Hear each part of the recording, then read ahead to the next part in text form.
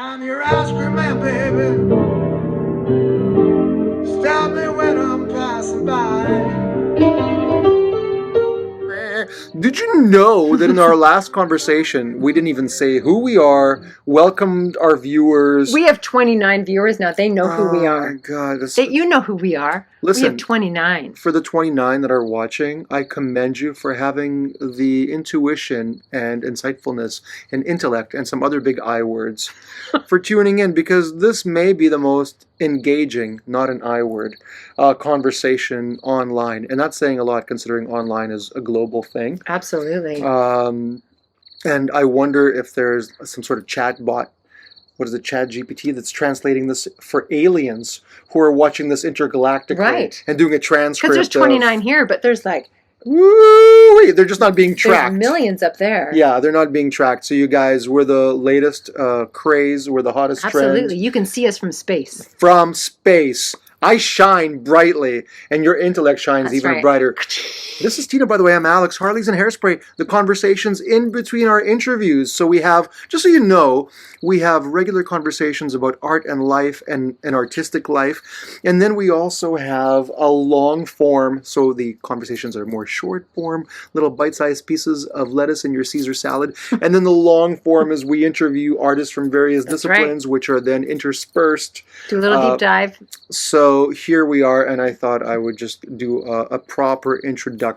Very nice. Because we missed it in the last one. And our last one, by the way, you need to get right to the end of the episode. Yeah, don't miss it. And you know I'm talking about the last one when you hear the word genitals as the last word of the episode. If that's not a cliffhanger, ladies and gentlemen, I don't know what is. So hello, welcome back to another conversation. Hi. Hello. Oh my God, I need to breathe. I monopolized that introduction. It's okay. It's all right. Talk to me, girl. It's September. Okay, so you just asked me this question, and so I want to ask it again because I need to learn. There's stuff here. Yeah. Okay, so I find that the seasons, I'm a very seasonal human, and the seasons have rhythm for me. Summer is a celebration. Spring is a rebirth.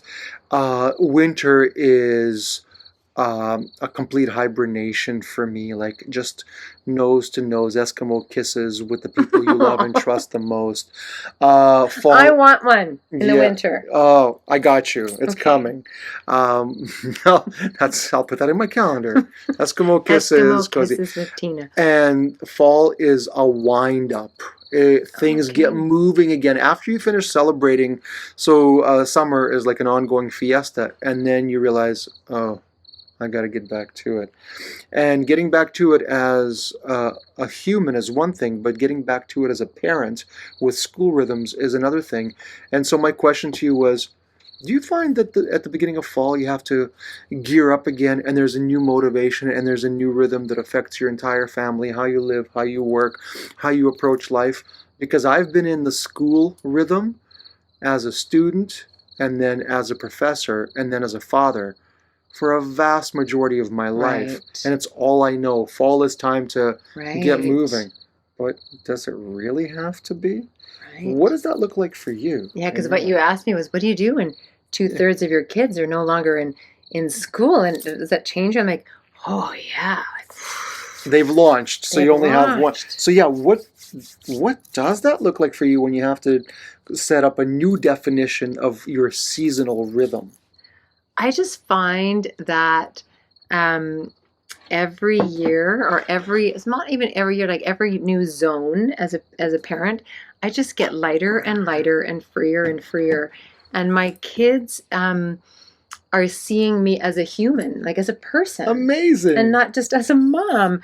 They see me as an artist. They see me as an entrepreneur. They see me as a partner, as like, not to them, but they see me as an individual, like in all of those various roles. In all those various roles, and I think that that might just be also just the way my parenting style is, and because I certainly wasn't that as they were growing up. I certainly didn't protect them from me, like from they met who I am, but in motherly kind of way. But as I get older, like, yeah, and guess what? I do this and I do that and I do this and I do that. And it's awesome. And what I'm noticing is that, like, you've been in my house. I live a very bohemian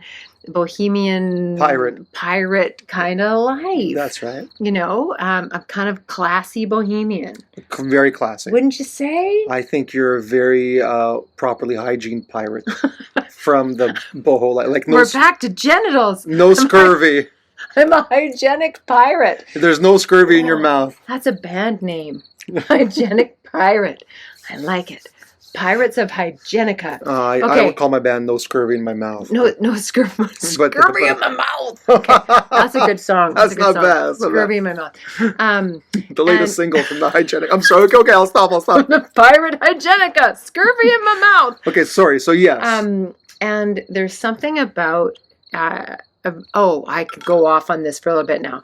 There's something about exposing my kids to my bohemian self that I am sure on some level is liberating the artist that they are, whether they self-identify as an artist or not.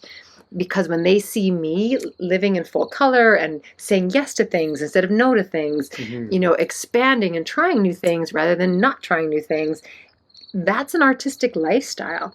And I just came back from a big training because I'm back in school, as you know, I'm getting my diploma in expressive arts therapy. And there were 2 schools of learners in the room. You realize the acronym for that is EAT. I do.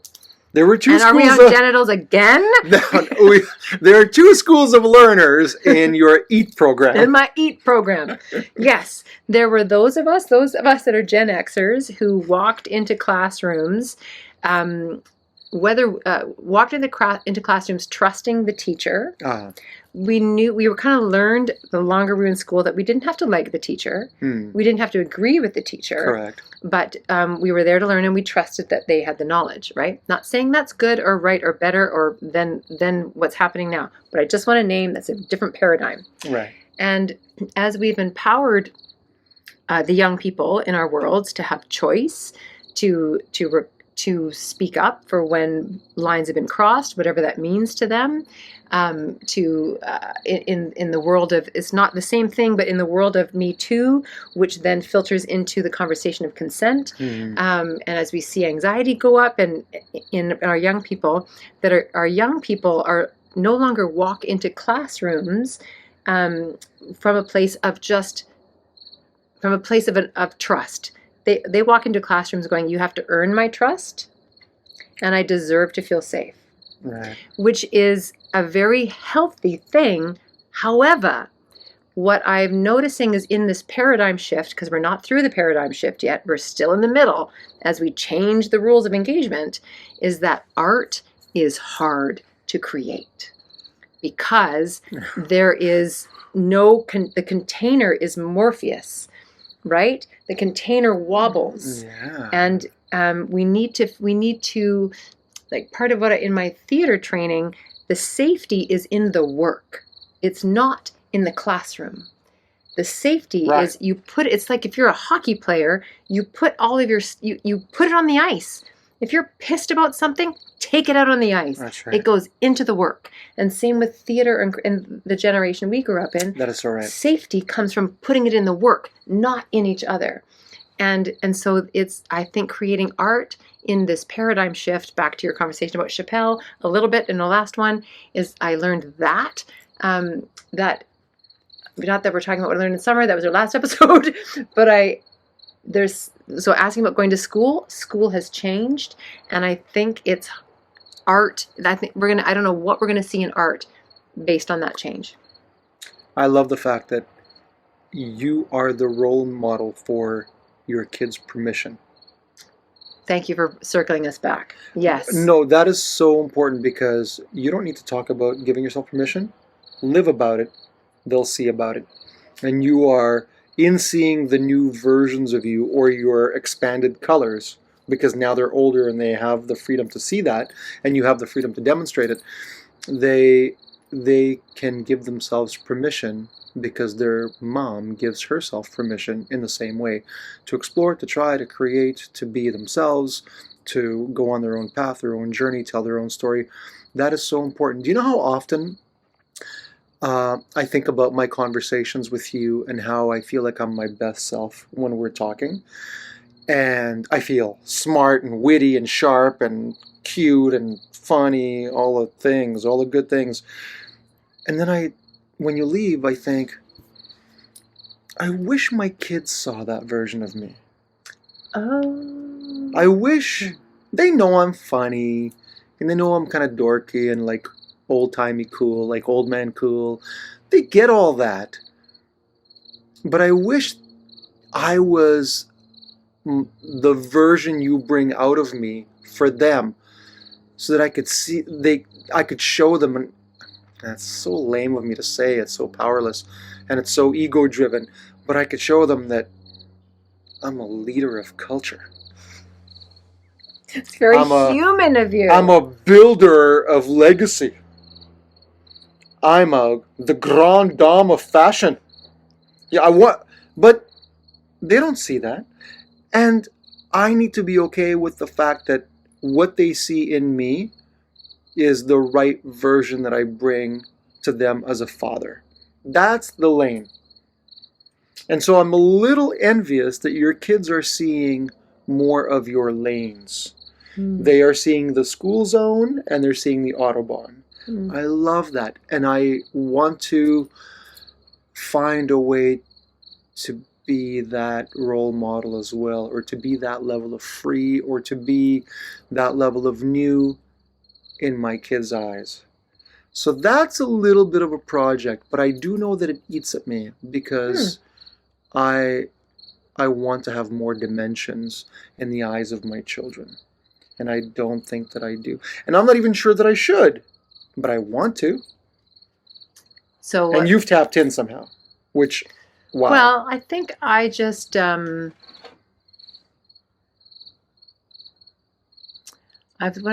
think I meet them.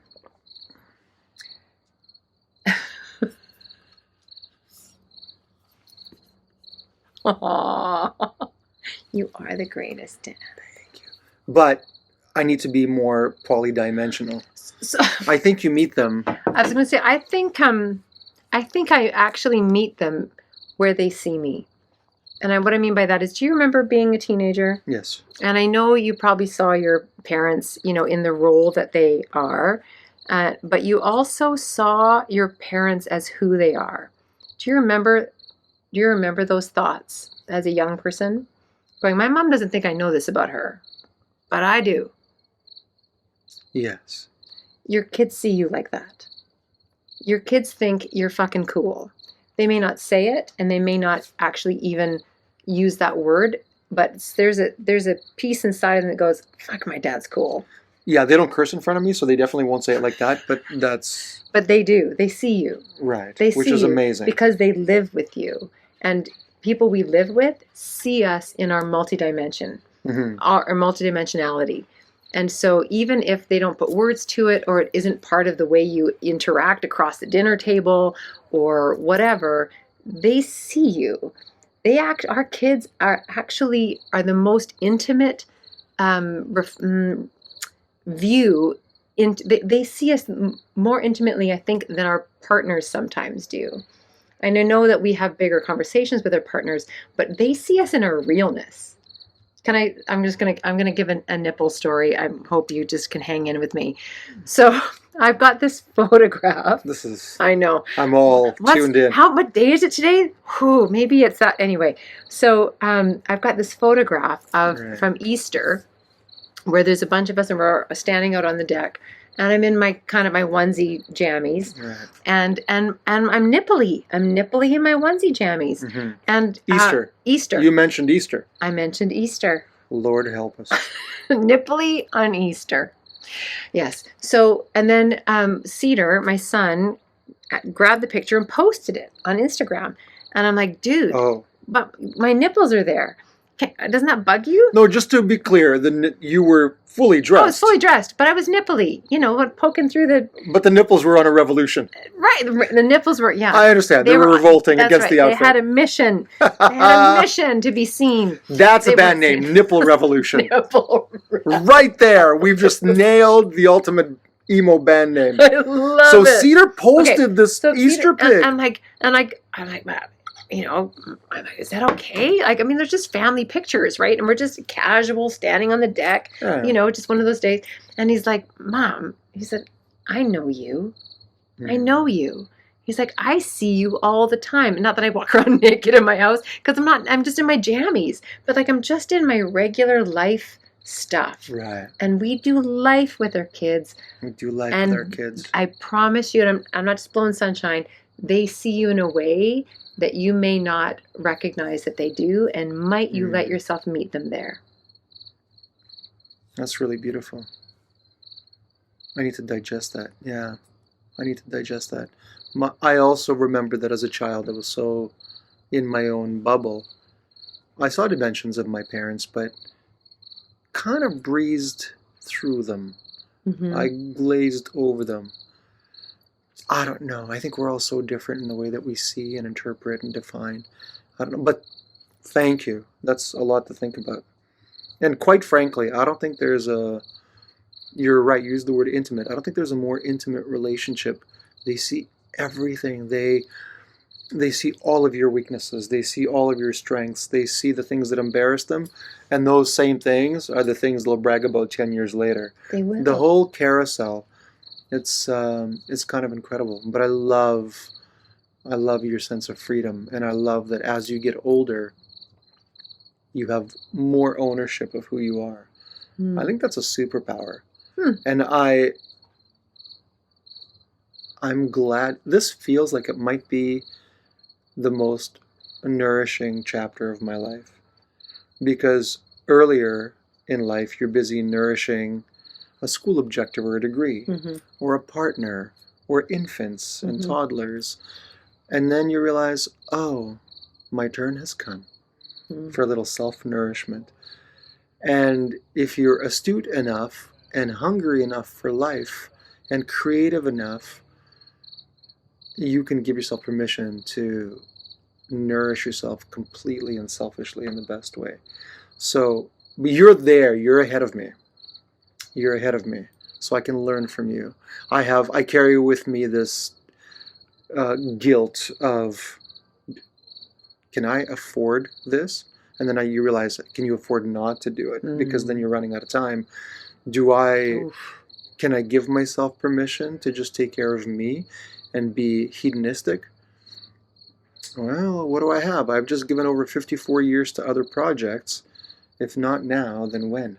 If not now, then when? Which to me so ties into what it means to be an artist. If not now, you're 15, you're 25, you're 35, you're 55. If not now, when? What are you waiting for? And it also ties into that feeling of September. The difference is in September, those of us who've done the whole school system forever, September feels like a have to, right? Right? But it's still a go feeling. It's a go feeling. But when you don't have someone saying you have to, what you have is, if not now, then when? That's right. Yeah. So, happy September, I want to say. Yeah, happy September. And please, please personalize this conversation. Tina and I want you to ask yourselves, is there a topic in your life that demands the question, if not now, then when?